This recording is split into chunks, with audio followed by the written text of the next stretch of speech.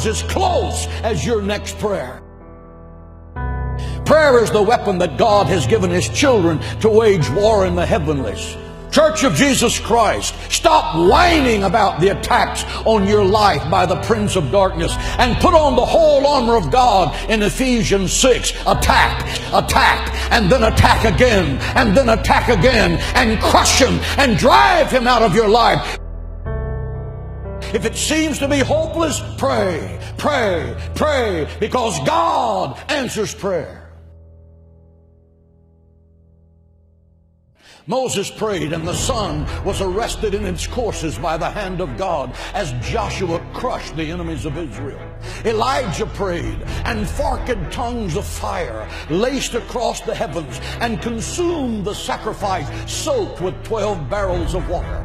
Hezekiah prayed, and I'm talking about Old Testament prayer right now. Hezekiah prayed, and 185,000 Assyrians that surrounded Jerusalem, promising to slaughter every Jew in the sacred city. The next morning, Hezekiah rolled out the letter that General Sennacherib had sent to him, mocking his God and mocking the people of Israel.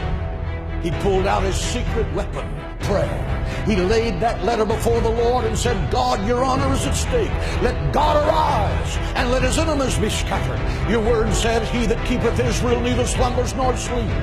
And that night, the death angel from heaven came and swept through the camp of the Assyrians. He smote the sentry standing at his post. He smote the infantry slumbering in their tents. He smote the generals as they made their battle plans to destroy the sacred city. The next morning, when Hezekiah looked over the sacred walls of the city of Jerusalem by the dawn's early light, he saw 185,000 dead men, because the angel of God passed by that night. Why?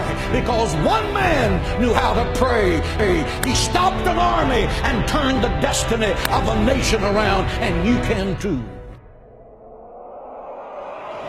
Because Satan is a defeated foe. Christ has given you the keys of death, hell, and the grave. You are a child of God, and the royal blood of heaven is flowing in your veins. You are destined to be more than a conqueror through Christ.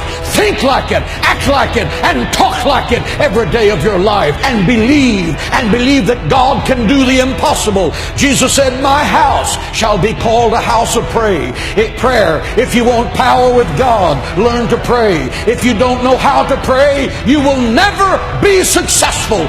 I have preached the gospel of Jesus Christ for 44 years. I have preached in football stadiums packed with 75 to 80,000 people. I have preached in the beautiful cathedrals of Rome. I have preached in the mud huts of third world nations. I have preached to millions of people around the world by radio and television. Why did it happen? It happened because my mother went to war with the devil for my soul in her prayer room, and the devil lost. She prayed me out of the fires of hell and into the gates of heaven. Prayer works. Try it.